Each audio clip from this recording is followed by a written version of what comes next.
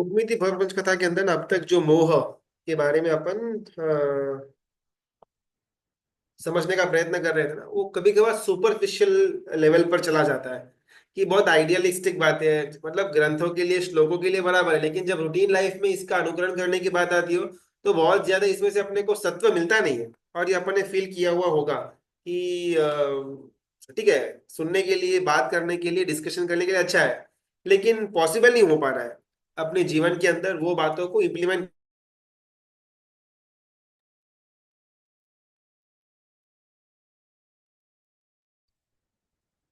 कुछ तो technical issue था।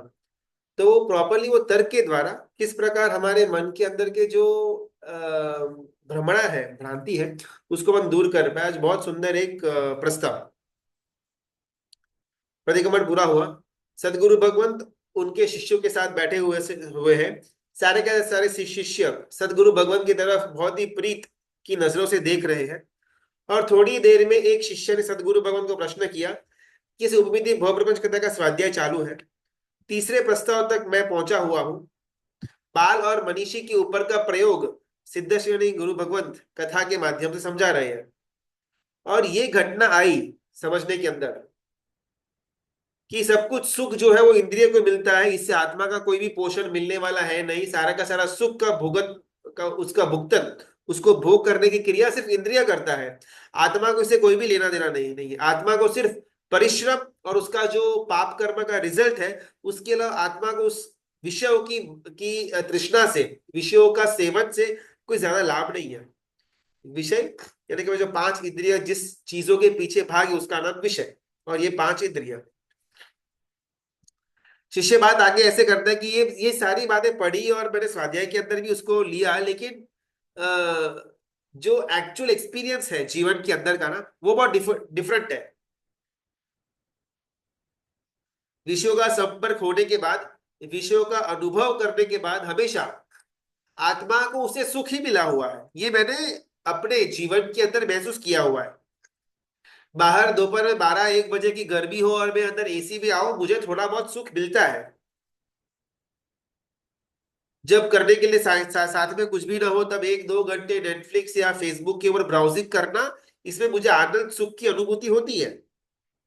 जब 2 दिन का भूखा हुआ हूं और सामने मेरा मनपसंद भोजन रखने में आए, स्वादिष्ट वानगियां रखने में आए, तो उससे मुझे आनंद और सुख मिलता है। तो जो उपबीती कथा के अंदर बोलने में आता था कि विषय सारे सारे इंद्रिय के ही है, आत्मा को इससे कोई लेना देना नहीं है, भले वो उनके एंड पर सही होंगे, मैं गलत नहीं बोल रहा हूं, लेकिन मुझे अनुभव वो हो नहीं रहा। ऐसा वो शिष्य सदगुरु भगवत के साथ तर्क कर रहा है, मतलब उसका एक अंदर की व्यथा व्यक्त कर रहा है।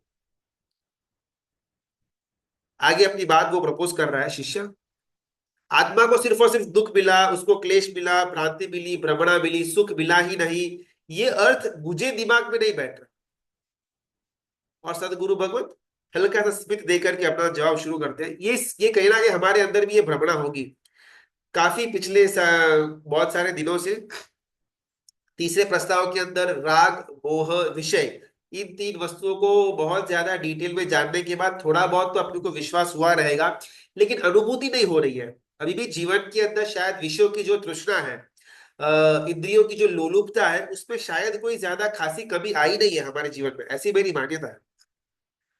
तो कहां पर कुछ ना कुछ तो मिसिंग होना चाहिए। बिकॉज बात के अंदर, तत्व के अंदर तो हमारा पूरा का पूरा भरोसा है, उसमें तो कोई दो मत रही, लेकिन अनुभव कुछ और ही बोल रहा है। तो इस द्विधा के अंदर हम किस प्रकार ये तत्व को सही अनुभव में लेकर के आए, आज उसके ऊपर बात करनी है। सदगुरु भगवंत वहां पर जवाब देते हैं। आपने बोला ये विषय की बात, विषय किसके? वो शिष्य थोड़ा कंफ्यूज हुआ, विषय किसके मतलब इंद्रियों के विषय। इंद्रियों के अगर विषय है, तो वो विषय से आत्मा को सुख कैसे मिल सकता है? आखिरकार जो देखने की चीज है, जिससे आंख को तृप्ति होती है, उससे आत्मा को तृप्ति कैसे होगी? चखने की कोई चीज है, उससे जीभ को तृप्ति होगी, लेकिन आत्मा को तृप्ति कैसे होगी? आत्मा को सुख का अनुभव कैसे होगा? शिष्य जवाब देता है, गुरु भगवत ये तर्क ना मैंने उपविधि के अंदर भी पढ़ा था, और मैं एक तरह से सहमत हूं, मन है, इंद्रिय है, और पीछे आत्मा है, लेकिन अनुभव के अंदर नहीं आ रहा ना, उसमें क्या करना। अभी भी मैं वो इंद्रिय अलग है, इंद्रिय का सुख अलग है, आत्मा का सुख अलग है, मुझे वो आभास नहीं हो रहा। अभी भी इंद्रिय का सुख मेरा यानी कि आत्मा का ही सुख है, ऐसी ही भ्रमणा भ्रांति मेरे अंदर चल रही है। तो इसको दूर करना कैसे।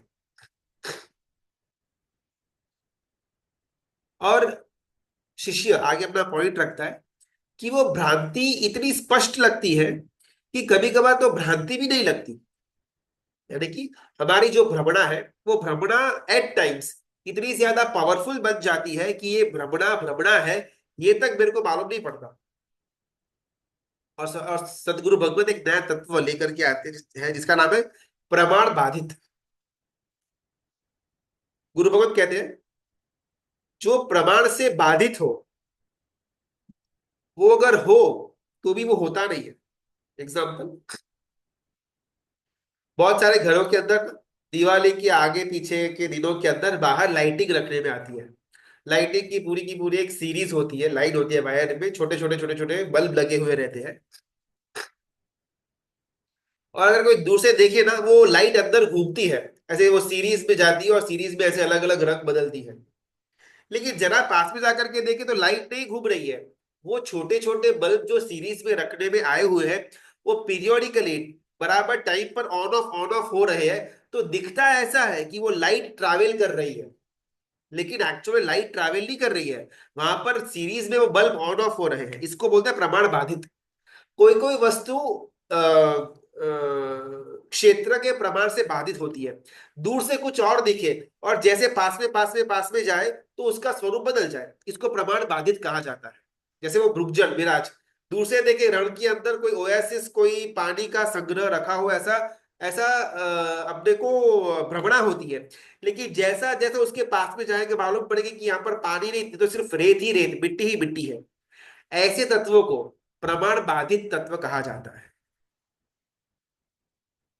सदगुरु भगवत कहते हैं जिस प्रकार पास में जाने पर दिखता है कि वो लाइट ट्रैवल नहीं कर रही है, लाइट सिर्फ वो बल्ब ऑन ऑफ हो रहा है। और वो ऑन ऑफ इस प्रकार हो रहा है कि दूर से देखने वाले को ऐसा लगे कि लाल कलर की लाइट ऐसे ट्रैवल किया, फिर येलो कलर की लाइट ने ट्रैवल किया, लेकिन वो बल्ब ऑन ऑफ हुए हैं। तो प्रमाण से बाधित होने के कारण से आत्मा को लगता है कि उसको अनुभव हुआ, लेकिन एक्चुअल में वो अनुभव आत्मा का नहीं था, वो सिर्फ इंद्रिय का अनुभव था। जरा सा हम पास में जाकर के देखेंगे तो उससे सुख आत्मा को नहीं मिला, उससे सुख सिर्फ इंद्रिय को मिला। स्पर्श इंद्रिय का जो कोमल स्पर्श है, वो कोमल का स्पर्श, जो कोमलता का स्पर्श, वो स्पर्शेंद्रिय ने उसका अनुभव किया, आत्मा ने अनुभव नहीं किया। रसगुल्ले का स्वाद मेरी जीभ ने अनुभव किया, मेरे आत्मा ने अनुभव नहीं किया। अभी भी सदगुरु भगवत देख पा रहे हैं कि शिष्य के मुख की रेखा अभी भी असमंजस के अंदर है, कंफ्यूजन वाले स्टेट के अंदर है। अभी भी इतना ज्यादा इसके अंदर उसको भरोसा, क्लैरिटी बैठी हुई है नहीं। बहुत सुंदर रूपक के द्वारा समझाते हैं गुरु भगवान। शायद ये रूपक अगर अपने दिमाग में अपन बिठा देना ये एक छोटी घटना को, तो विषयों की आसक्ति हमारे अंदर से जाएगी या नहीं शायद वो तो मालूम नहीं, लेकिन उस आसक्ति की जो इंटेंसिटी है वो अवश्य में कम होगी। यज्ञदत्त नाम का एक इंसान, वो तक्षशिला गया घूमने के लिए, टूर करने के लिए, ट्रैवलिंग करने के लिए, और वापस घर पर आया। उसका जो पड़ोसी है उसका नाम है देवदत्त। दो एंटिटीज है, यज्ञदत्त और देवदत्त। यज्ञदत्त स्विट्जरलैंड घूमने के लिए गया, वहां पर घूम करके, टूर करके, ट्रैवलिंग करके, व्लॉग बना करके वो यज्ञदत्त वापस आया। ये यज्ञदत्त का जो पड़ोसी है देवदत्त, देवदत्त स्विट्जरलैंड नहीं गया, लेकिन यज्ञदत्त स्विट्जरलैंड घूम करके जो रिपोर्ट लेकर के आया, जो व्लॉग बनाया हुआ है, वो व्लॉग ये देवदत्त को दिखाता है। देवदत्त को सिर्फ इंफॉर्मेशन मिली, अनुभव यज्ञदत्त ने किया। स्विट्जरलैंड के अंदर के जो सीन सीनरी थे, जो स्नो का अनुभव था, वो यज्ञदत्त ने किया। लेकिन वो यज्ञदत्त ने इतना सुंदर रूप से उसका रिपोर्ट बनाया था, बनाया हुआ था, बहुत सुंदर रिपोर्टिंग व्लॉग के अंदर किया हुआ था, जिस कारण से ये देवदत्त उसको व्लॉग देख करके मजा आ गया। अपने भी होता है ना कभी कभी, शायद अपन को बहुत इच्छा होती है ट्रैवलिंग करने की लेकिन कर नहीं पाते, तो अपन भी यूट्यूब पर ट्रैवल के ब्लॉग्स देखते रहते हैं। कोई लद्दाख जाकर के आया, तो कोई स्विट्जरलैंड जाकर के आया, कोई यूरोप ट्रिप लगा कर, ऐसे अलग अलग जगह के अपन भी 15-20 मिनट के ब्लॉग देखते होंगे। और अपने को लगता होगा हो इतनी सुंदर जगह, वाह वाह क्या बात है क्या बात है। और थोड़ी क्षणों के लिए अपने को भी उसमें सुख का आभास होता है, ओहो लद्दाख में ऐसा है, ऐसा है, वो स्विट्जरलैंड में ऐसा है। सेम टू सेम चीज यहाँ पर देवदत्त और यज्ञदत्त के साथ हो रही है। यज्ञदत्त घूम करके आया, स्विट्जरलैंड टूरिंग करके आया, देवदत्त को आकर के उसने सिर्फ रिपोर्टिंग दिया। घूमने का जो आनंद है ना, वो यज्ञदत्त को मिला। देवदत्त को मिला तो सिर्फ और सिर्फ रिपोर्टिंग। और वो जो देवदत्त है, उसका जो पड़ोसी है, वो व्लॉग देख करके बहुत ज्यादा उसको खुशी अनुभूत होती है। और देवदत्त को लगता है कि बस मैं ही साक्षात स्विट्जरलैंड घूम करके आया।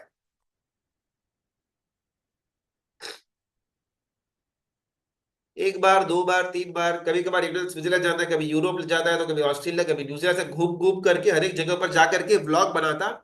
और व्लॉग आकर के अपने पड़ोसी यज्ञदत्त देवदत्त को दिखाता। स्पर्शेंद्रिय विषयों के कांटेक्ट में आती है। स्पर्शेंद्रिय को मालूम पड़ता है कि ये जो स्पर्श है, वो सॉफ्ट है, वो हार्ड है, वो चिकना है, वो रुक्ष है, वो स्निग्ध है। ये अलग अलग इंफॉर्मेशंस को ये स्पर्शेंद्रिय कलेक्शन करती है। और ये इंफॉर्मेशन आत्मा को रिपोर्ट के ब्लॉग के स्वरूप में दिखाती है। और उससे आत्मा को मजा आता है। ऐसा सदगुरु भगवत अपनी कथा का एक बेस रेडी करते हैं। भले बात यहाँ पर स्पर्शन की हो रही है, लेकिन हर एक इंद्रिय बाहर अलग अलग विषयों का भोग लेता है। चाहे वो आंख हो, नाक हो, जीभ हो, या कान हो, या स्पर्श हो। बाहर अलग अलग विषयों के साथ भोग, उसका संपर्क होने के बाद जो मजा आती है, वो मजा का रिपोर्ट आत्मा को जाकर के देता है। व्लॉग बना करके यज्ञदत्त ने देवदत्त को दिखाया, और देवदत्त को वो व्लॉग देख करके मजा आया। स्विट्जरलैंड को घूमना एक बात है, स्विट्जरलैंड का व्लॉग देखना वो अलग बात है। भोग की जो सामग्री है, जो विषय है, उससे सुख प्राप्त करना वो एक बात है। उसका रिपोर्ट से आनंद होना वो अलग बात है।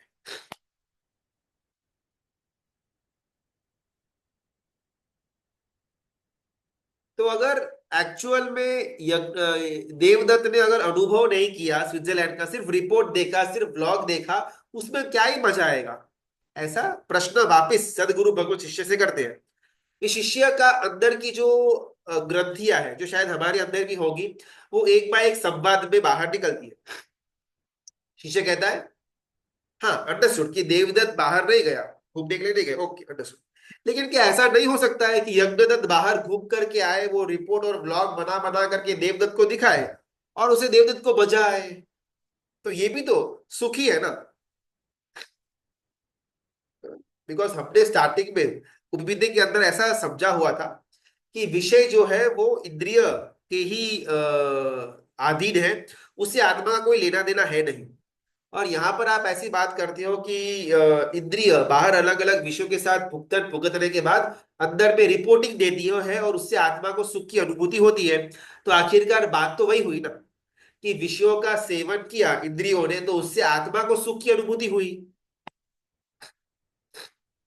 एकदम माइन्यूटली समझने का प्रयत्न करना, इसमें कई बार भी लगे कि बिल्डिंग टूट रही है या कुछ लॉजिकल नहीं लग रहा, तो अपने आप को अनम्यूट करके प्रश्न पूछ सकते हैं। शिष्य प्रश्न करता है कि रसगुल्ले का स्वाद जीभ ने लिया, और उसका रिपोर्ट आत्मा को दिया, आत्मा को उसमें मजा आई, प्रॉब्लम क्या है?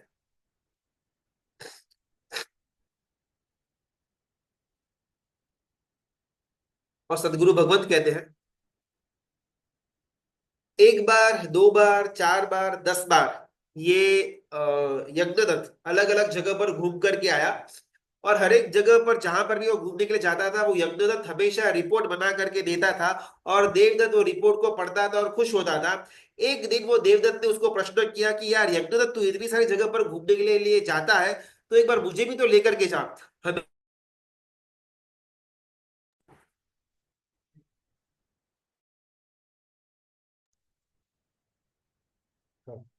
हमेशा क्या सिर्फ रिपोर्ट्स को देख करके मेरे को खुश होने का?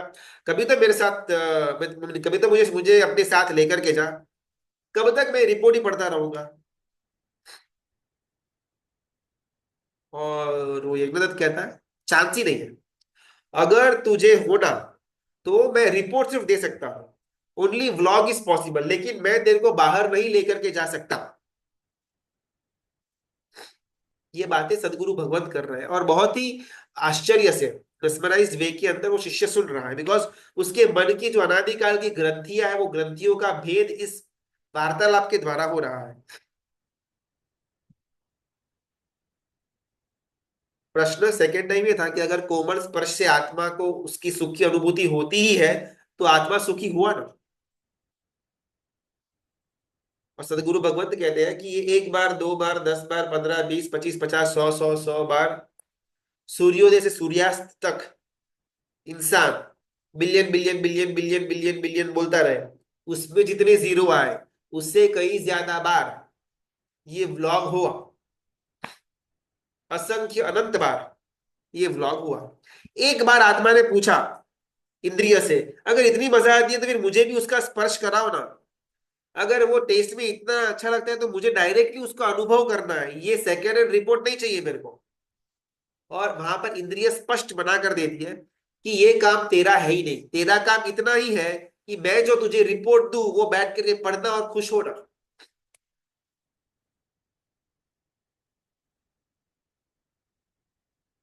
तो सदगुरु में प्रश्न करते हैं वो वापिस शिष्य से, क्या ऐसी पराधीनता वाला सुख से आत्मा को संतुष्टि मिलेगी?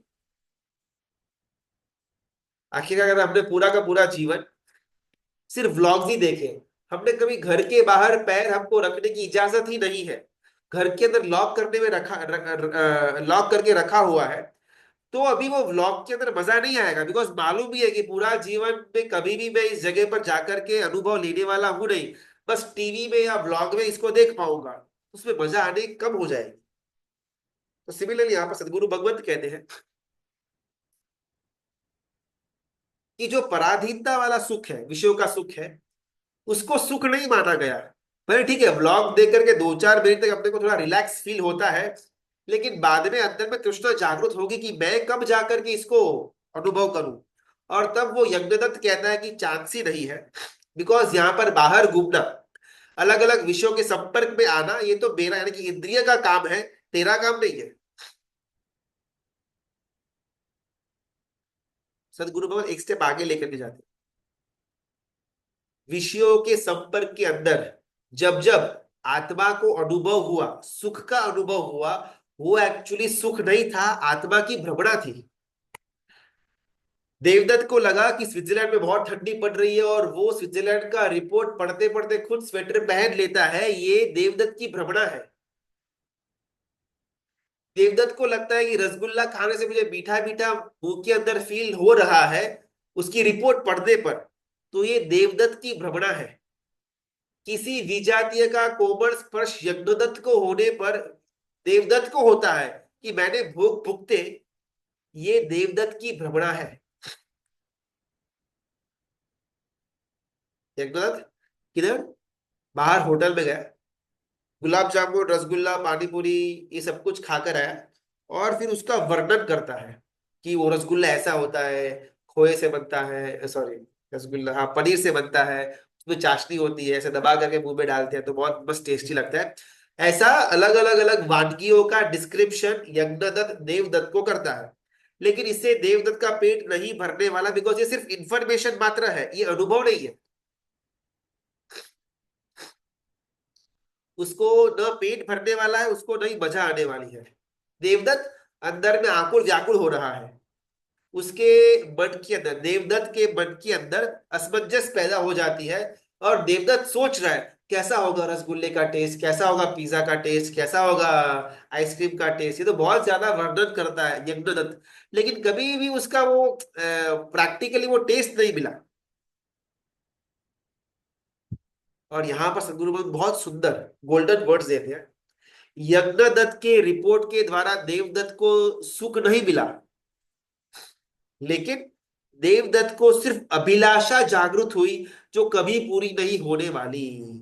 एक्चुअल में देवदत्त को दुख मिला।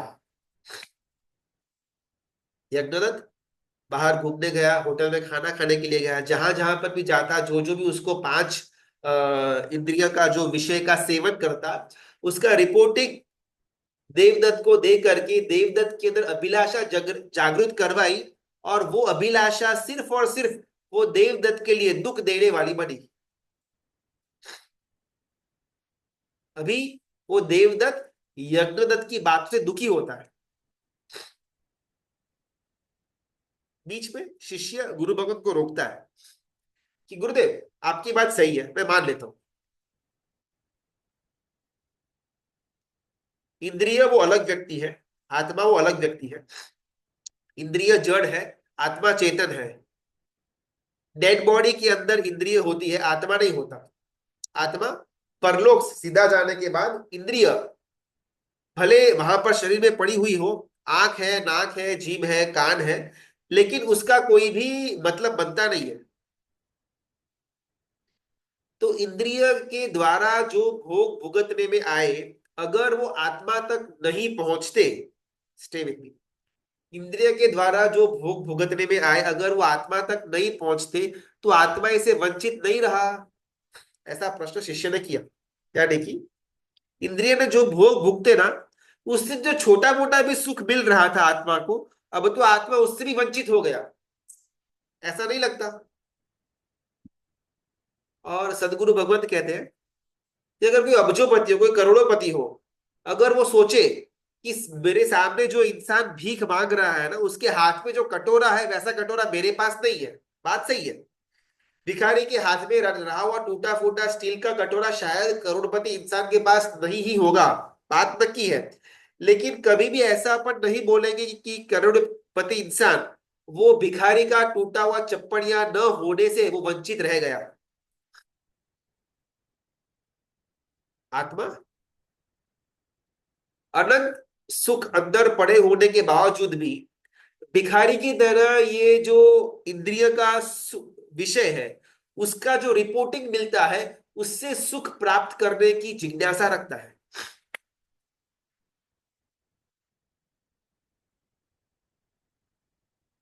शिष्य वापिस प्रश्न करता है, तो क्या ऐसा नहीं हो सकता कि आत्मा डायरेक्टली विषयों को भुगत ले? ये वाया वाया इंद्रिय क्यों रखा? तो ये पूरा प्रॉब्लम ही सॉल्व हो जाता ना। अगर डायरेक्टली जो पांच विषय है, वो पांचों के पांच विषयों की अनुभूति आत्मा को हो जाए, तो प्रॉब्लम ही सॉल्व ना। और सदगुरु भगवंत कहते हैं, आत्मा अगर इंद्रिय बन जाती, आत्मा अगर कान बन जाता, आत्मा अगर नाक बन जाती, आत्मा अगर आंख बन जाती, आत्मा अगर जीभ बन जाती, तो आत्मा अपना चेतनत्व गुमा करके जड़ बन जाती।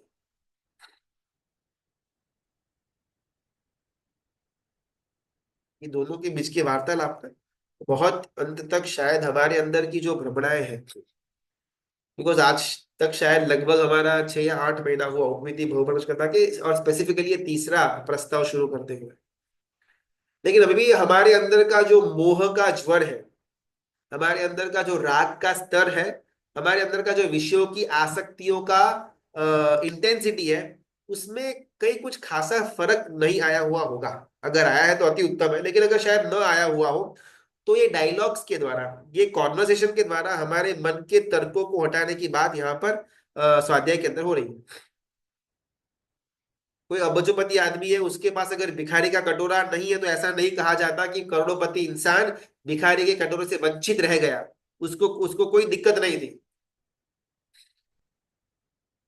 आत्मा को विषयों का सुख मिले या न मिले, उससे कहीं पर भी आत्मा वंचित नहीं रहता, बिकॉज आत्मा के पास खुद का अनंत सुख पड़ा हुआ है।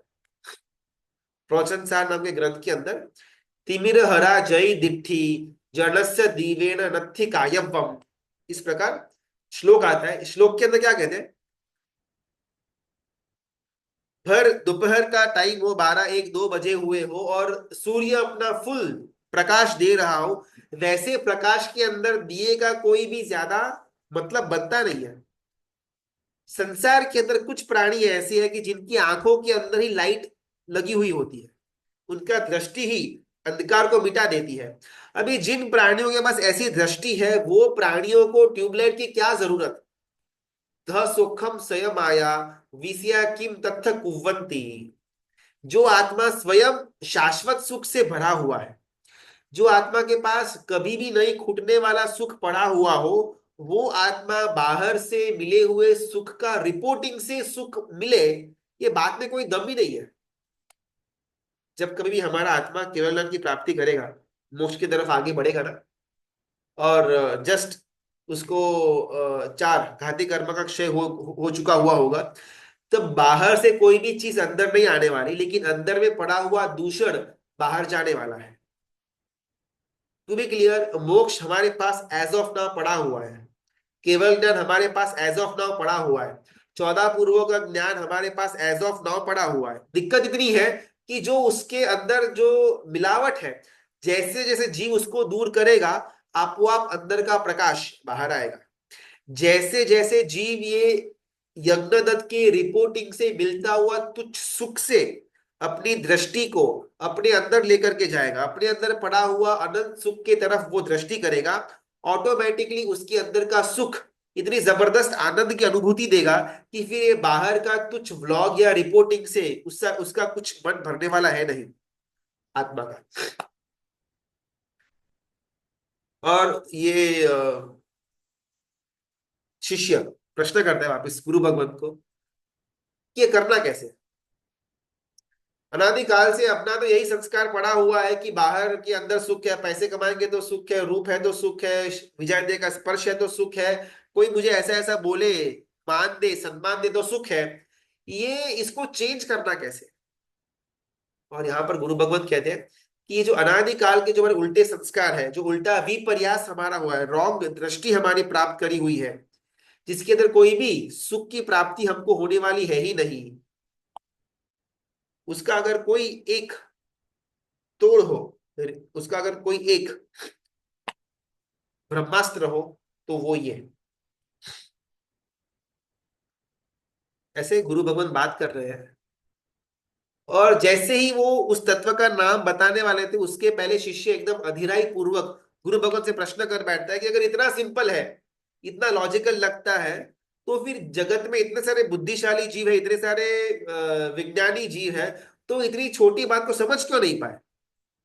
विषय है, इंद्रिय है और आत्मा है, इतना सुंदर तीनों का तीन के बीच का लिंकिंग है, और कहाँ कहाँ पर उसका लिंकिंग नहीं बैठता है, वो भी बात आपने मुझे बता दी। तो फिर अगर ये इतना सिंपल है समझना, तो आज मेजोरिटी ऑफ द लोग इसको समझ क्यों नहीं पा रहे हैं, ऐसा शिष्य ने पूछा। और गुरु भगवंत कहते हैं, तत्वों को समझने के लिए बुद्धि की आवश्यकता नहीं है।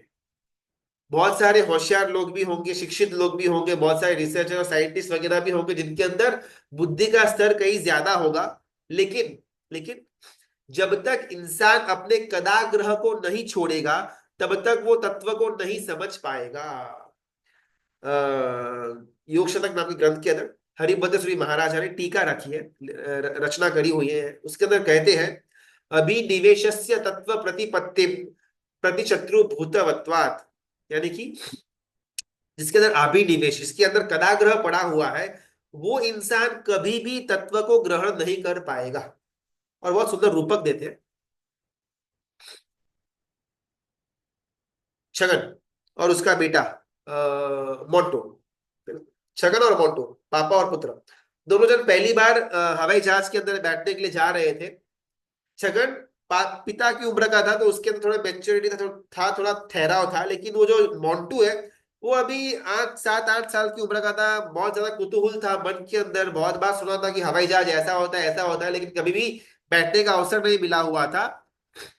वो पिता और पुत्र पहली बार हवाई जहाज के अंदर बैठते हैं। स्टार्टिंग वो बोर्डिंग पास से लेकर के जब तक वो फ्लाइट के अंदर सीट में सीट बेल्ट नहीं बांधता, तब तक वो Montu, he was very enthusiastic. ओ ये है, ये ऐसा करना ऐसा करना ऐसा करना, और बहुत ज्यादा कुतूहल कर रहा था, बातें कर रहा था, अपने आप से हंस रहा था। तो उसका थोड़ा बहुत आवाज बाहर जोरों से आ रहा था, और वो एयर होस्टेस ने बोला, अभी प्लेन टेक ऑफ करने वाला है, शांति से आपको बैठना पड़ेगा वरना मैं आपको बाहर निकाल दूंगी, ऐसा वो मोंटू को बोला। छगन ने भी बोला, अभी शांति से बैठ, जब ज्यादा आवाज मत कर, वरना ये प्लेन उड़ेगा नहीं। मोंटो के मन में कुतूहल है, बिकॉज पहली बार हवाई जहाज के अंदर बैठा हुआ है। सुना बहुत था लेकिन अनुभव पहली बार हो रहा था। तो मोंटू ऐसे आंखें बंद करके बैठ गया, बिकॉज उसका अंदर का जो एक्साइटमेंट है वो उसको कंट्रोल नहीं कर पा रहा। धीमे धीमे वो जो पायलट है उसने इंजन की आवाज बढ़ाई, जूम द जूम ऐसा उसका आवाज बढ़ा। अभी ये जो मोंटू है उसने आंखें बंद करके रखी हुई है। इंजन का आवाज बढ़ा बढ़ा बढ़ा, प्लेन प्लेन फुल स्पीड में आगे बढ़ा। मोंटू को लगा कि भाई प्लेन टेक ऑफ हुआ, टेक ऑफ हुआ, टेक ऑफ हुआ, प्लेन ऊपर तक आ गया, और ऊपर और ऊपर, और धीमे करके वो मोंटू ने आंखें खोली, खिड़की के बाहर देखा, तो सारे के सारे मनुष्य चींटी जितने दिख रहे थे। तुरंत पिता को बोला, पापा पापा देखो देखो, ये देखो इंसान कितने चींटी जैसे बन गए। और वो छगन बोलता है, ए पागल, वो चींटी ही है, अभी तो प्लेन उड़ा भी नहीं है, अभी तक हम ग्राउंड पर ही है, जो तू देख रहा है वो चींटी है, वो मनुष्य नहीं है। ये क्या हुआ ना, जो धारणा करके वो चिंटू बैठा हुआ था, मोंटू बैठा हुआ था, कि जैसे ही प्लेन ऊपर जाता है तो ऊपर से नीचे जब देखने में आता है तो बहुत छोटा छोटा दिखता है, बड़ा कद का इंसान भी चींटी जितना दिखता है, वो उसने पढ़ा हुआ था। तो अभी भले वैसा हुआ नहीं था, लेकिन फिर भी उसके मन का जो कदाग्रह है वो उसको उस प्रकार का दृष्टि का अवलोकन करवा रहा था।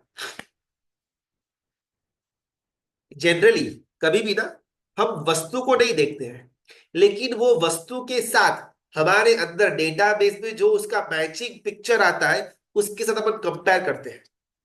थोड़ा अपना किसी भी एक पर्याय के अंदर आज दिन में जो कुछ भी देखा हुआ हो ना, उसके एक पर्याय के अंदर सोचना।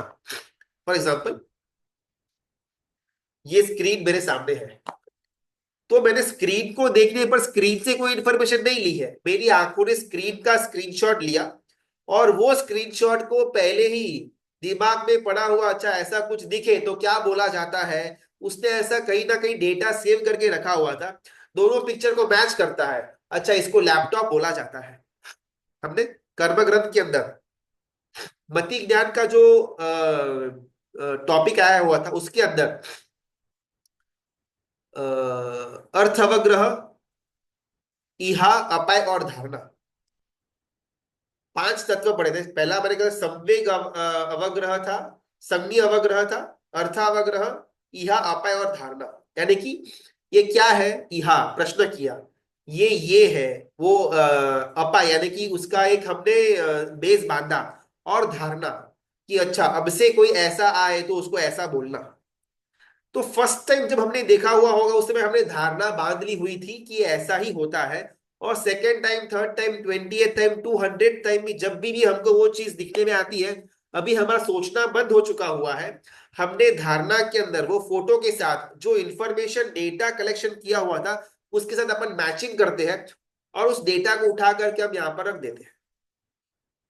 ऐसा चेहरा अगर मैं मिरर के अंदर देखूं, अच्छा ऐसा मेरा चेहरा है, ये मैंने ऑलरेडी कहीं ना कहीं फीडिंग करके रखा हुआ है दिमाग के अंदर, धारणा के अंदर। तो जब कभी भी मुझे ऐसा चेहरा दिखने में आ जाए मेरे फोटो के अंदर, मेरे वीडियो के अंदर, तो तुरंत से मुझे मालूम पड़ेगा कि भाई ये मेरा चेहरा है। अगर क लेटर मैंने कहीं ना कहीं धारणा करके रखा हुआ है कि ऐसा करके ऐसा लिखे उसको क बोला जाता है, तो पढ़ने के टाइम जब कभी भी वैसी आकृति आएगी मेरे मन के अंदर वो मैचिंग होगा, अच्छा उसके इसको क बोला जाता है। मैं नए से स्टार्टिंग से नहीं सोचूंगा, अच्छा ऐसा हो तो क्या है, ओके ये क है, नहीं। ये इतनी स्प्लिट सेकेंड्स के अंदर हमारा मन करता है कि अपने को मालूम भी नहीं पड़ता। जितनी भी चीज मैं देख रहा हूं ना आज अभी, वो हर एक की हर एक चीज का कोई ना कोई कॉपी मेरे मन के अंदर पड़ा हुआ है, और जैसे ही मैं वह वस्तु को देखता हूं तुरंत से मेरी वो कॉपी कंपैरिजन में आ जाती है, ऑलरेडी पड़ी हुई कॉपी, और उससे मुझे इंफॉर्मेशन मिल जाती है। इसी प्रकार मैं किसी भी वस्तु को देखता हूं, चाहे वो शब्द हो या चाहे सामने कोई आकृति हो, मेरे मन की यही एक हैबिट है कि कोई भी वस्तु आए उसका कंपेयर करना और उसका इंफॉर्मेशन का एक्सचेंज करना। अभी होता क्या है ना, ये सेम चीज अपन तत्व में लेकर के आ जाते हैं।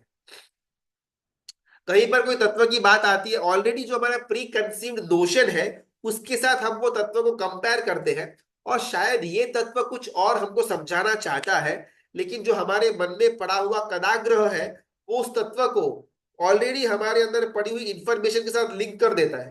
खत्म। इसको बोलते हैं कदाग्रह। मैं जो जानता हूं वही सही हूं, अगर कोई और व्यक्ति मुझे कोई और नजरिए से सेम टू सेम चीज दिखाने का प्रयत्न करे, मैं मानू ही नहीं। इसको कदाग्रह बोला जाता है।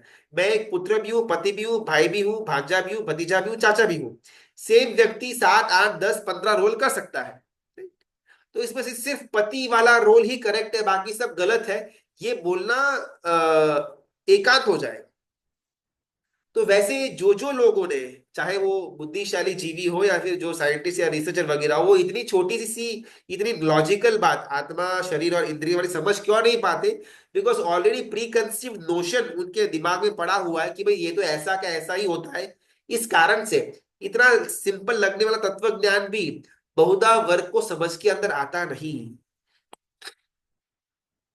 अगर मेरे अंदर किसी भी वस्तु को लेकर के कदाग्रह है कि भाई ये तो ऐसा मतलब ऐसा ही होना चाहिए, तो वहां से उस कदाग्रह के कारण से मेरा साधना का मार्ग अटक जाता है, मेरा ज्ञान का मार्ग अटक जाता है, मेरा विकास का मार्ग अटक जाता है। फिर चाहे वो संसार के अंदर का कदाग्रह हो या धर्म क्षेत्र के अंदर का कदाग्रह हो, लेकिन एक बार मैं कदाग्रह के अंदर गया, उस समय से उस क्षण से मेरा विकास स्टॉप हो जाएगा।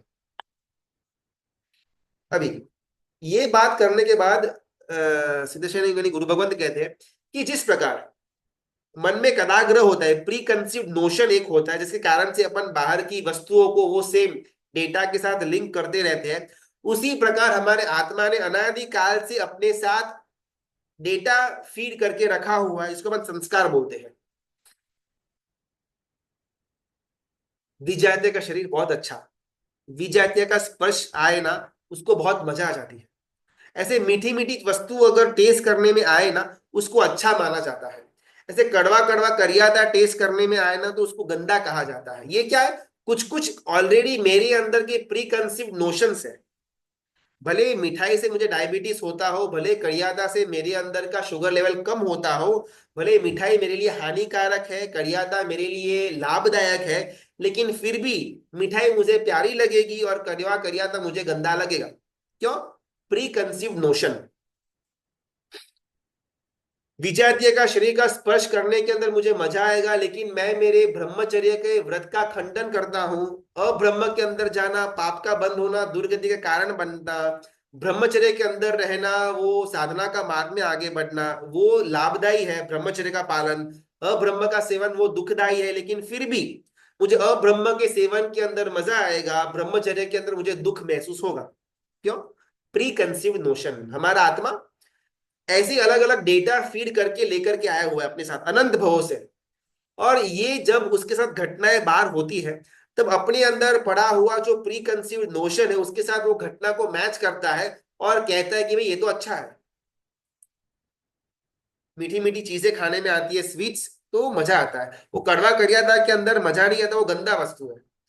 पैसे कमाना, पैसे मिलना, उसको अच्छी बात कही जाती है। पैसे गुमना, पैसे चले जाना, गरीबत्व आना, वो खराब वस्तु है। संघ के अंदर, सोसाइटी के अंदर, घर के अंदर लोग मेरा मान सम्मान करे, लोग मेरे नाम की वाहवाही करे, ये अच्छा। लोग अगर मेरे बारे में बुरा बोले ना, ये गंदा। ये मेरे आत्मा ने ना अलग अलग भवों में बहुत सारे अनंत का काल से घूमने के कारण से कुछ कुछ डेटा अपने साथ चिपका करके रखे हुए हैं। और जैसे कोई भी विषय का सेवन करने में आता है, तुरंत से मेरा आत्मा बाहर लेकर के आता है वो नोशन को कि भाई ये अच्छा ये बुरा, ये अच्छा ये बुरा। वो मेरे आत्मा का कदाग्रह था। एक्चुअल में मुझे वो नोशन लेकर के नहीं आना था, मुझे वो घटना को, वो विषय को, वो क्रिया को आर पार देखना था। क्या ये मेरे लाभदायी है या मेरे लिए अलाभदायी है, उसके ऊपर मुझे अपना धारणा करनी थी। लेकिन मेरे आत्मा ने अपना ऑलरेडी जो प्री कंसीव्ड नोशन है उसके आधार के ऊपर वो घटना का अवलोकन किया।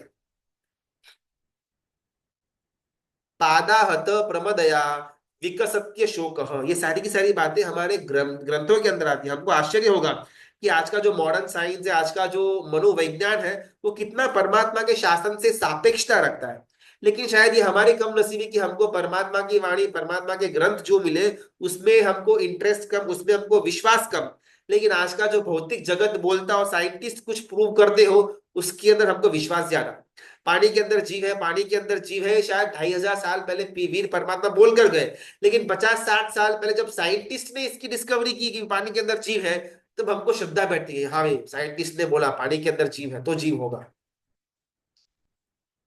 मतलब हमको परमात्मा के वचनों के ऊपर थोड़ी बहुत श्रद्धा का लेवल कम होता है, लेकिन जैसे ही कोई रिसर्चर, कोई साइंटिस्ट इसको प्रूव कर दे, हमारा विश्वास, हाँ हमारे परमात्मा तो पहले से बोलते ही थे ना, इसमें क्या प्रॉब्लम है।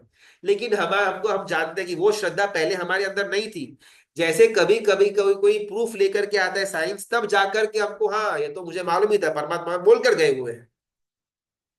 ये मेरे अंदर का पड़ा हुआ वो जो प्री कंसीव नोशन, कि जब जब कोई रिसर्चर, कोई साइंटिस्ट, ऐसा कोई व्यक्ति अगर कोई प्रूफ दे, तो ही वो तत्व सही हो सकता है। बाकी परमात्मा ने बोला है, ग्रंथ के अंदर अगर लिखा हुआ है, तो उसका हमारे मन के अंदर वैल्यू थोड़ा कम ही होता है। शास्त्र के अंदर बात आती है अशोक वृक्ष की। अशोक वृक्ष जब उसका पौधा लगाने में आए ना, और अगर कोई स्त्री उस पौधे को अपने कोमल पैरों से हल्का सा स्पर्श करे, वो पौधे की बढ़ने की स्पीड दुगनी हो जाती है। खास करके जो मकई होते हैं, कॉर्न, उसकी जो खेती करते हैं, वो रिसर्चर ने ये सारे के सारे रिसर्च के आउटपुट्स हैं। यहाँ पर हम कभी शास्त्र को लेकर के नहीं आते, बिकॉज हमारा मन जनरली ये रिसर्च या डेटास को ज्यादा वैल्यू करता है। जो लोग मकई, कॉर्न की खेती करते हैं, अगर जब कॉर्न लगे हुए, अभी उसका पोषण हो रहा है, अभी तक बड़े नहीं हुए, उस समय अगर वो कॉर्न को शांत म्यूजिक सुनाने में आए स्पीकरों के अंदर, वो एक इंद्रिय है, वो वनस्पति का एक जीव है, उसके पास सिर्फ स्पर्श है, कोई कान वान कुछ नहीं, लेकिन फिर भी अगर वो एक इंद्रिय वाले वनस्पति काय का जो कौन का जो पेड़ है, उसको अगर शांत म्यूजिक सुनाने में आए स्पीकरों के अंदर, खेत के अंदर, तो वो जो कौन की बढ़ने की स्पीड और उसकी गुणवत्ता दोनों अप्रतिम दोनों बढ़ जाती है। ऐसा साइंस का कहना है। जब बकुल का झाड़, या अपन अपने भाषा में बोले तो जो पीपल का झाड़ होता है, अगर वो पीपल के झाड़ के रूट्स के आसपास अगर कोई स्त्री पान खा करके उसका जो थूका हुआ पान का जो रहता है, अगर वो झाड़ पेड़ के इर्द गिर्द थूकती है, तो उससे पेड़ कई ज्यादा स्पीड में बढ़ना शुरू कर देता है। ये सिखाता है हमको कि इंद्रिय न होने के बावजूद भी आत्मा के अंदर संस्कार पड़े हुए हैं, कि ऐसा ऐसा आए तो वो अच्छा, वो विजातीय का स्पर्श हो पैरों के द्वारा, या विजातीय का वो थूक के द्वारा स्पर्श हो, उससे पेड़ को कोई सुख नहीं मिलने वाला। पेड़ वो विजातीय के साथ कोई भी भोग भुगतने की क्षमता है ही नहीं उसके अंदर, लेकिन फिर भी पेड़ अंदर उत्तेजित हो जाता है, बिकॉज अंदर में पड़े हुए जो अनादिकाल के संस्कार है कि विजातीय का स्पर्श हो तो अच्छा। ये जो प्री कंसीव नोशन वो पेड़ के अंदर पड़ा हुआ था, या मधुर संगीत सुनने में आए तो अच्छा, ये जो प्री कंसीव नोशन वो मकई के झाड़ के साथ पड़ा हुआ था, जैसे उसका विषय के साथ संपर्क होता है, उसके अंदर का वो संस्कार बाहर आ जाता है और उसको तरक्की में लेकर के जाता है, मतलब उसको दुगनी तेजी से वो पेड़ को बड़ा कर देता है। दिस शोज कि आत्मा का संस्कार, आत्मा ने जो ऑलरेडी प्री कंसीव करके रखा हुआ है, वो कितना भयंकर और कितना शक्तिशाली है। पेड़ के पास कोई कान नहीं है, कोई आंख नहीं, और कोई इंद्रिय भी नहीं है स्पर्श के अलावा, लेकिन फिर भी एक स्त्री का स्पर्श मात्र से पेड़ उत्तेजित हो जाता है। इसी एग्जाम्पल को ज्ञानी गुरु भगवत हमारे संदर्भ में यूज करते हैं, कि जब जब विजाते के स्पर्श के अंदर, जब जब सुनने के अंदर, जब जब रस के अंदर जीव आगे बढ़ता है, तब सही मायने के अंदर ज्ञानी गुरु गुरु भगवत हमको पेड़ की उपमा देते हैं, कि जिस प्रकार वो भोग भुगतने से पेड़ को कुछ भी लाभ नहीं होने वाला, उसी प्रकार वो अलग अलग विषयों के आसक्ति को भुगतने के द्वारा मेरे आत्मा को कोई लाभ नहीं होने वाला, उसके अंदर फिर मैं आगे बढ़ा क्यों। ये शिष्य और गुरु भगवत के बीच का वार्तालाप, एक एक विषय की जो हमारे अंदर की आसक्ति का लेवल है, वो एक एक आसक्ति से हमको अपने अंदर में पूछना है, क्या इसका सुख मुझे मिला, मुझे यानी कि यहाँ पर शरीर या मन या इंद्रिय की बात नहीं हो रही है, मुझे यानी कि यहाँ पर आत्म तत्व की बात हो रही है। आज मैंने जो मिठाई खाई, जो खाना खाया, क्या उससे मुझे तृप्ति हुई? यानी कि अभी मेरे अंदर एक स्तर आएगा, खाने वाला कोई और है, मैं कुछ और हूँ। भुगतने वाला कोई और है, मैं कोई और हूँ। सुनने वाला कोई और है, मैं कोई और हूँ। ये हमारे अंदर ये स्तर सबसे पहले आएगा। और ये कब आएगा? बार बार परमात्मा की वाणी का परिशीलन करने के द्वारा हमारे अंदर ये वैराग्य का स्तर आएगा। जो विजातीय के शरीर को भुगतना चाहता है वो कोई और है, वो मैं नहीं। जो स्वादिष्ट वानगियां खाना चाहता है वो कोई और है, वो मैं नहीं। ऐसा करते करते हमारे अंदर क्लियर डिस्टिंक्शन होगा कि शरीर क्या है, मन क्या, इंद्रिय क्या और आत्मा क्या। और इसी डिस्टिंक्शन को शास्त्रीय भाषा के अंदर ग्रंथि भेद बोला गया हुआ है, जो सम्यक्त्व का प्री कर्जर है। एक बार ग्रंथि भेद होगा जीव को, उसके बाद जीव को सम्यक्त्व की प्राप्ति होगी। जब तक मैं अपने आप को शरीर मानता हूं, मैं अपने आप को इंद्रिय मानता हूं, मैं अपने आप को विषयों की आसक्ति से सुख मिले ऐसी भ्रमणा के अंदर रखता हूं, तब तक मैं अपने आप को शरीर मानता हूं। तब तक मैं ग्रंथि भेद में आगे नहीं बढ़ा, तब तक मेरा सम्यक तो अटका हुआ है। बार बार चिंतन करते जाएंगे, बार बार शायद अपन परमात्मा की वाणी का, तत्व का, उनके ग्रंथों का जितना परिशीलन होगा, उतना हमारे अंदर ये डिस्टिंक्शन क्लियरली समझ में आएगा कि ये कोई और व्यक्ति है और ये कोई और व्यक्ति है। इसी डिस्टिंक्शन को प्राप्त करने के लिए हमारे धर्म के अंदर अलग अलग धर्म क्रिया रखी गई थी। फिर चाहे वो तपश्चर्या हो, फिर चाहे वो सामायिक हो, फिर चाहे वो परमात्मा की पूजा हो। तपश्चर्या करने के अंदर जीव को ये सोचना था कि अगर मैं 12 घंटे, 24 घंटे, 36 घंटे भूखा रह सकता हूं, तो फिर ये खाना जाता किसको है? अगर मेरे आत्मा का स्वरूप अड़हारी पद वाला है, तो ये आहार लेने वाला है कौन? और रोज जो आहार की मांगनी करता है वो इंसान है कौन? ये सारे के सारे विचार हमको उपवास के टाइम कर रहे थे, लेकिन हमारा मन उपवास के टाइम में अगले दिन के पारना की प्रिपरेशन करता है। सामायिक के अंदर सारे के सारे संसार के बंधनों से टूटने के बाद समता की प्राप्ति जो जीव को होती है, वो क्यों हो रही है, वो कितनी सुंदर हो रही है, ये अनुभूति में जीव को जाना था। लेकिन जीव क्लॉक के सामने देखकर कितनी मिनट बाकी है उसका काउंटडाउन मन में चालू करता है। परमात्मा की पूजा करने पर परमात्मा के गुण मेरे अंदर पड़े हुए हैं, आने वाले किधर से भी नहीं है, बस पड़े हुए हैं अंदर, उसको बाहर लेकर के आना है। वो हमारा एंगल होना चाहिए था। किसने क्या पहना, कौन आया, कौन गया, कौन सा फल रखा, किसने कौन सी मिठाई रखी, इसी के पीछे मेरा मन भागता है।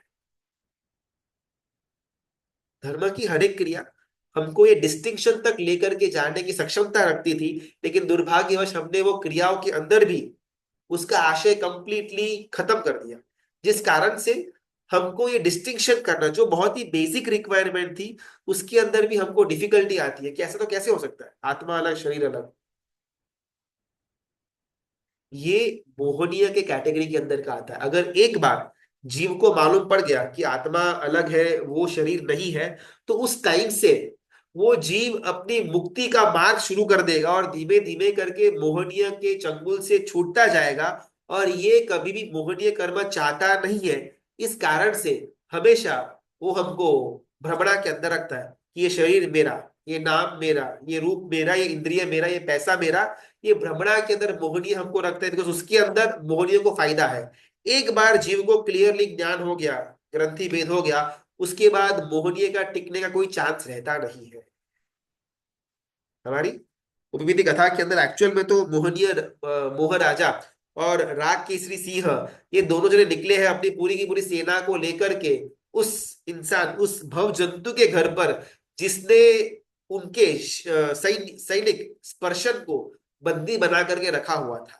यहाँ पर आकर के हमारी कथा स्टॉप हो गई थी। इस कथा को अपन कल आगे लेकर के जाएंगे। लेकिन बार बार अगर परमात्मा की वाणी का, परमात्मा के तत्वों का परिशीलन अगर दिमाग में होता रहे, तो जो हमारा अनादि का प्रश्न रहता है कि ऐसा कैसे, ऐसा कैसे, मुझे तो इसी के अंदर सुख महसूस होता है। लेकिन आप बोलते हो, मतलब गुरु भगवत बोलते हैं कि इसके अंदर सुख नहीं है, लेकिन फीलिंग में आता नहीं है, आता नहीं है। वो जो हमको अनुभव नहीं आता, वो अनुभव लेकर के आने के पीछे का अगर कोई एक मात्र परिबल हो, तो वो है परमात्मा की वाणी का बार बार परिशीलन, बार बार उसका चिंतन। एक आधा प्रश्न पुराण लेकर के तो।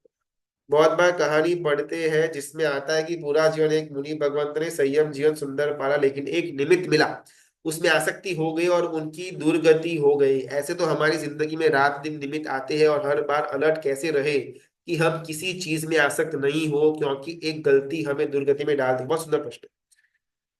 बहुत सारी धर्म कथाओं के अंदर आता है कि गुरु भगवंत या कोई भी साधक थे या महापुरुष थे, वो अपना पूरा का पूरा जीवन संयम की आराधना करते गए करते गए करते गए। कहीं एक आधी जगह पर थोड़ा बहुत प्रॉब्लमैटिक आया, बाहर का निमित्त आया, दुर्निमित्त आया, उसके अंदर वो महापुरुष या वो साधु भगवंत गिरे वो निमित्त के अंदर, और फिर उनके दुर्गति का सर्किट चालू।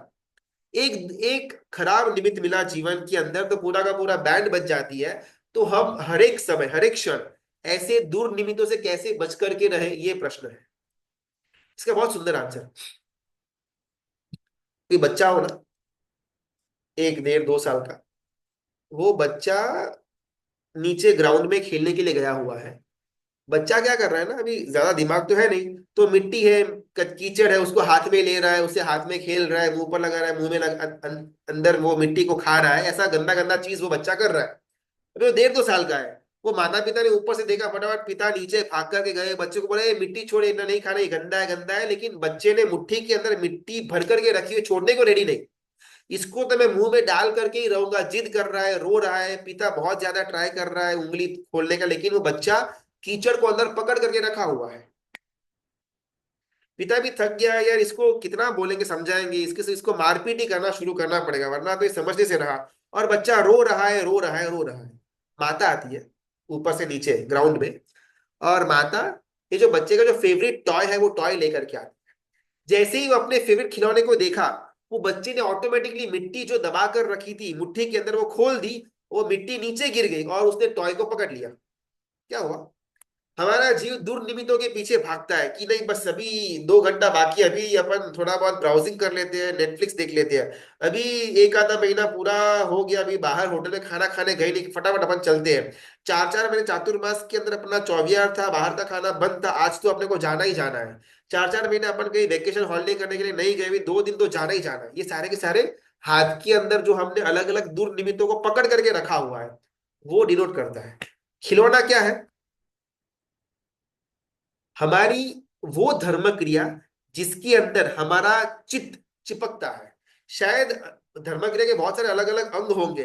सामयिक है, प्रतिक्रमण है, परमात्मा की पूजा है, भक्ति है, स्वाध्याय है, गुरु भगवत का व्यायाम, शासन की रक्षा का कार्य है, मंदिर को संभालने का कार्य, ऐसे बहुत अलग अलग हमारे यहाँ पर आयाम है। तप का है, स्वाध्याय का है, इत्यादि। इसमें से शायद हर एक मार्ग हर एक के लिए ना हो, सारे के सारे मार्ग हर एक के लिए ना हो। मेरे लिए शायद कोई एक पर्टिकुलर मार्ग के अंदर मुझे ज्यादा मजा आता हो, किसी और को किसी और मार्ग के अंदर मजा आता हो, डिपेंड्स पर्सन टू पर्सन। लेकिन हर एक को ऐसा कुछ ना कुछ एक वस्तु तो होगी कि जिसके अंदर उसको उसको मजा आता है। मुझे फॉर एग्जाम्पल अगर स्वाध्याय के अंदर मजा आता है तो ये मेरा योग। किसी को परमात्मा की भक्ति के अंदर अंदर परमात्मा के सामने बैठ कर बस स्तवन गाते रहे, भक्ति गीत गाते रहे, उसके अंदर मजा आता होगा। तो किसी को जैना का एंगल के अंदर बहुत ज्यादा मजा आता होगा, है। तो अलग हर एक का अलग अलग अलग विषय होगा। तो वो खिलौना टॉय यानी कि परमात्मा के शासन का वो अंग जिसके अंदर मेरा चित्त चिपकता है, जैसे ही मैंने मेरे जीव को उसका आलंबन दे दिया ना, ऑटोमेटिकली छूट जाएगा। संसार छूटे, पाप छूटे, उसका नाम धर्म। संसार छोड़ना पड़े, पाप छोड़ना पड़े, वो धर्म की शुरुआत हो सकती है, लेकिन धर्म नहीं। जो छूट जाए उसका नाम है धर्म।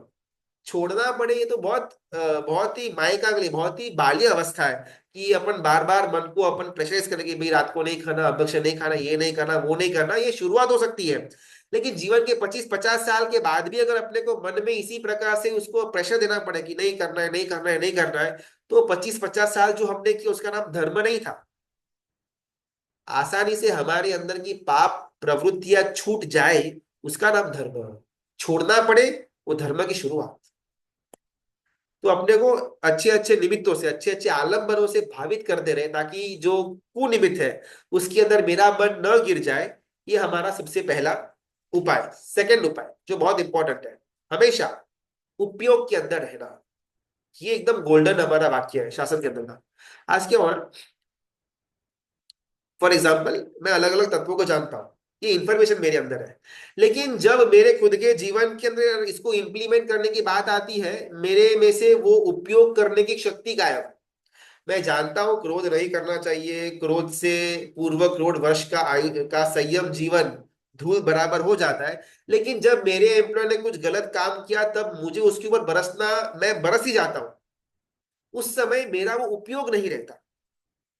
तो तत्व हमने जाने हुए हैं, लेकिन तत्व का उपयोग करना वो अलग बात है, और वहां पर अपना मिसिंग हो जाता है। परमात्मा के शासन की अनंत तत्वों में से एक एक तत्वों के अंदर उसका सहारा लेकर के अनंत आत्माएं सिद्ध गति को प्राप्त करी हुई है। अभी हमारा प्रॉब्लम क्या हुआ ना, हमने अपने 25-50 साल के जीवन के अंदर इतने सारे तत्वों को सुना हुआ है कि अभी हमारे पास तत्वों का बहुत अच्छा बैंक हो गया। अभी इसके कारण हुआ ये ना, नए नए तत्व जानने की हमारे अंदर जिज्ञासा जागृत हुई, जो अच्छा है। लेकिन दुर्भाग्य ये हुआ कि जो जाने हुए तत्व थे उसका कभी भी हमने उपयोग किया ही नहीं। दो ऑप्शंस, एक अच्छे अच्छे जो धर्म के योग है जिसके अंदर मेरा चित्त बैठता हो, मुझे मुझे मन के अंदर प्रसन्नता होती हो, उसका बार बार आलंबन देते जाना। और सेकंड, जो कुछ भी भले जितना भी हमने जाना हुआ हो उससे हमारा उपयोग बढ़े, उसका उसका पुरुषार्थ करना। शायद अपन ये एक आधा दो करेंगे, ये सब मानसिक रूप पर होगा। बिकॉज बाहर का जो निमित्त है वो तो कर्माधीन होगा। मुझे गरीब परिवार मिलना, अच्छा परिवार मिलना, या जैन कुल मिलना, या अच्छी नौकरी मिलना, पैसे मिलना, रूप मिलना, सम्मान मिलना, ये सब कुछ कर्म सत्ता के हाथ में। उस पर तो शायद मेरा अभी के लिए कोई कंट्रोल नहीं है। लेकिन उस अवस्था के अंदर भी मन में कौन सी अवस्था रखना, ये मेरे हाथ में है। तो ये जो दो पॉइंट्स हमने बात किया ना, ये सारे के सारे मन के अवस्था की बात है। शायद बाहर में पर कोई ज्यादा चेंज नहीं भी लेकर के आ पाए, वो चल जाएगा। लेकिन ये दोनों के आधार के ऊपर अगर हमारे मन में चेंजेस आ जाए, तो शायद बहुत बड़े अंश में जो दुर्निमित्त हमारे सामने खड़े भी होते हैं, अपन उसमें से एकदम शुभ और शुद्ध रूप से बाहर निकल जाएंगे। मित्रा की आज्ञा विरुद्ध कुछ भी बोला हुआ हो तो मिच्छा में जरूर। बहुत बहुत धन्यवाद। बार बार अगर परिशीलन करते रहेंगे तो कहीं ना कहीं परमात्मा का तत्व हमको अंदर में उपयोग के रूप में जागृत होगा। बहुत बहुत धन्यवाद।